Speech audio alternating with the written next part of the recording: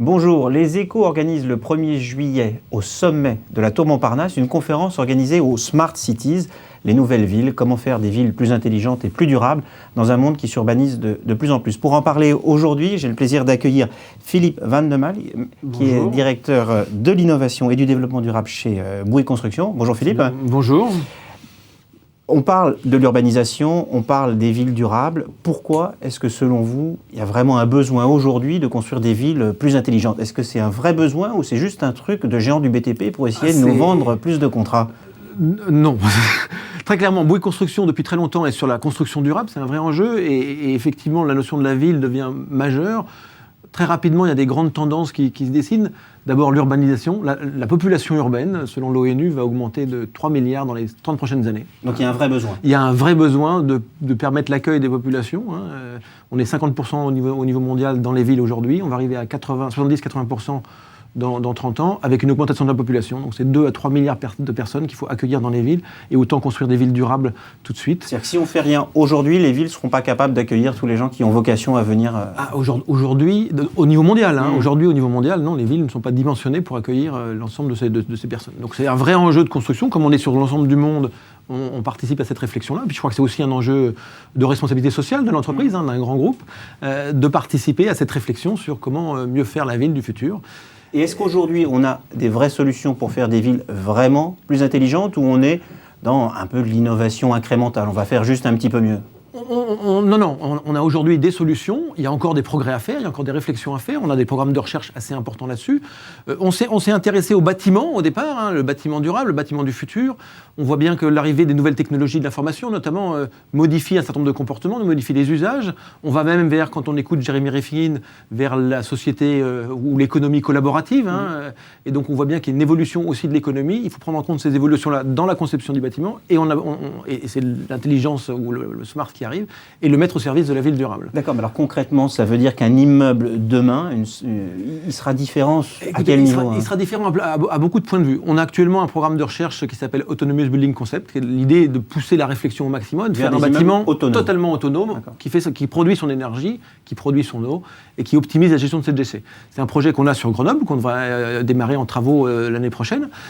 Et l'idée, c'est de voir comment on peut optimiser ça. Alors, on travaille en sorte qu'un immeuble ne consomme pas plus d'électricité que ce qu'il produit. Absolument. Ça, c'est possible. C'est un immeuble collectif. Ça existe déjà au niveau de maisons individuelles. On fait ça sur un immeuble collectif. On est possible. On a des grosses difficultés technologiques sur un certain nombre de sujets, notamment comme le stockage de l'énergie, de l'électricité entre l'hiver et l'été. Le stockage intersaisonnier est un vrai sujet.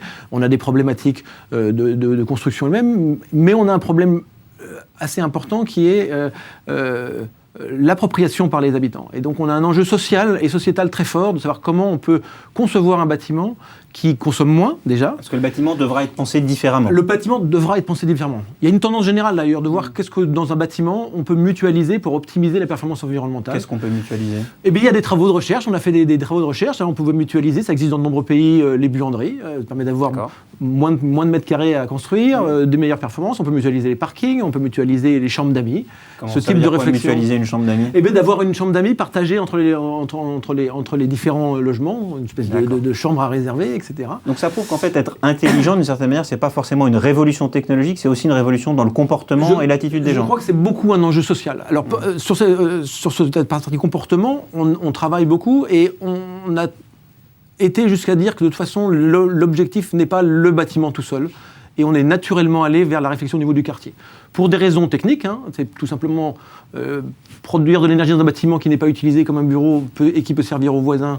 Donc faire du partage d'énergie, partage des parkings, partage de l'eau, et on voit bien que lorsqu'on a différentes fonctions, l'écosystème, c'est pas juste un immeuble, c'est l'immeuble et ce qui l'entoure. L'immeuble et ce qui l'entoure, et donc on va très rapidement aller à la réflexion sur plusieurs immeubles avec des fonctions différentes, et avec des services différents. Donc on est sur cette dynamique-là.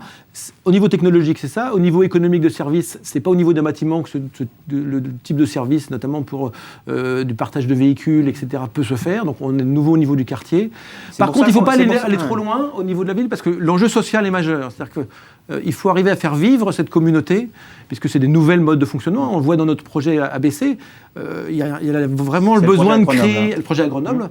On a vraiment le besoin de créer un modèle de fonctionnement participatif, puisque si une personne dans un bâtiment autonome consomme plus ou beaucoup trop, ça lui augmente sa facture, certes, mais surtout, ça pénalise les autres. Donc, on a besoin de faire vivre ces jeux-là. Alors, le bâtiment autonome, c'est un programme de recherche, on n'en fera pas, mais ça permet de nous éclairer, aussi bien technologiquement, au niveau socialement, aussi bien au niveau environnemental, pour pouvoir proposer au niveau du quartier ce type de choses. C'est-à-dire que le smart building, l'immeuble intelligent, s'inscrit dans une smart cities, un quartier intelligent.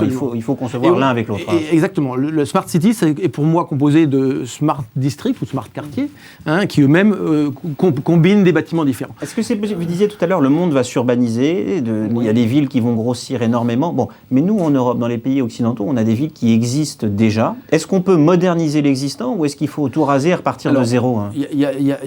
C'est vrai que la croissance urbaine est plus dans les pays en développement que dans les pays européens. Néanmoins, même dans les pays européens, il y a une croissance urbaine très forte. Il y a toujours des besoins. Ouais. Donc c'est l'enjeu sur lequel nous on s'est positionné, c'est effectivement cette croissance urbaine. On peut aussi travailler au niveau de l'existant. C'est plus compliqué parce que ça nécessite un travail et un investissement plus fort du territoire, de l'autorité locale. La rénovation, c'est plus compliqué et plus cher que... C'est beaucoup plus compliqué parce que c'est, dès le départ, réunir... C'est pas une question de prix, mais de réunir beaucoup plus d'intervenants sur un projet.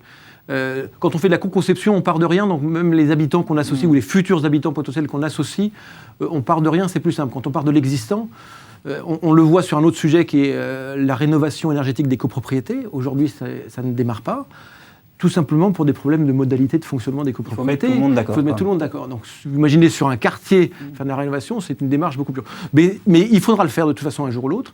Et l'intelligence, le smart qui est apporté par les nouvelles technologies de l'information vont permettre, vont faciliter ce type d'évolution au niveau d'une communauté qui est plus au niveau d'un quartier qu'au niveau d'un bâtiment. Alors je le disais au début, pour vous, c'est une source d'opportunité, c'est une croissance, c'est un nouveau marché, c'est formidable, mais est-ce qu'il peut y avoir un retour sur investissement pour ceux qui vont investir dans ces nouvelles technologies, dans ces immeubles intelligents, ces villes intelligentes? Est-ce que c'est un investissement qui apporte un retour sur investissement ou est-ce que c'est une dépense? Non, il n'y a pas de raison que des investisseurs perdent de l'argent. Non, c'est un investissement sur le long terme pour deux raisons. La valeur du bien, la valeur du bien dans le temps va rester plus importante. Là, on est, ne serait-ce que sur le niveau énergétique, des bâtiments qui consomment peu prennent de la valeur, ou prendront la valeur au fur et à mesure que l'énergie augmentera. Voilà, donc ça prendra de la valeur. La performance énergétique, c'est demandé. La performance environnementale, c'est demandé. La réduction de la consommation d'eau, par exemple, nous avons nous-mêmes, sur d'autres projets, notamment à notre siège social, modifié notre réseau d'eau pour avoir deux réseaux d'eau, un réseau d'eau potable et un réseau d'eau non potable. Facture de l'eau pour réutiliser, facture de l'eau divisée par 2. Donc il y a des enjeux économiques derrière. Et puis il y a des enjeux, je crois, sociétaux. Il y a aussi une dynamique générale de la population qui attend aussi bien des investisseurs que des entreprises de proposer des enjeux environnementaux. Et ça, on l'a déjà fait, en fait. Peu en France, beaucoup en Suisse. La Suisse, pour des multiples raisons, est plutôt dynamique sur ces thèmes-là. On est très présent, on est même leader sur cette réflexion au niveau des quartiers durables en Suisse, où on mélange les problématiques énergétiques, les problèmes de l'eau. On oublie souvent l'eau quand on parle des quartiers durables. Bien entendu, du Smart City, donc, qui permet d'améliorer avec l'information des habitants, avec, au niveau des bureaux, l'optimisation de la gestion des bureaux. Il faut savoir que nos bureaux sont très peu utilisés aujourd'hui. En moyenne, je crois qu'il y a une étude qui dit qu'un emplacement de bureau est utilisé à 0,7% de son temps, ou 70 ou 60% de son temps. Il y a beaucoup d'entreprises qui réfléchissent à optimiser cette surface. Optimiser la surface, c'est moins de ressources, naturelles, c'est construire moins, dépenser moins. Il y en a qui vont même jusqu'à faire des bureaux complètement partagés. Il y a de nouveaux produits comme ça. Donc, c'est cette réflexion-là qu'il faut prendre en compte dans la conception, les usages, la technologie et les performances technologiques. Enfin, je parle de la technologie de l'information et la technologie de la construction elle-même. Philippe, merci. Et je vous donne à toutes et à tous rendez-vous donc le 1er juillet au sommet de la Tour Montparnasse pour parler de tous ces sujets, des smart buildings et des smart cities.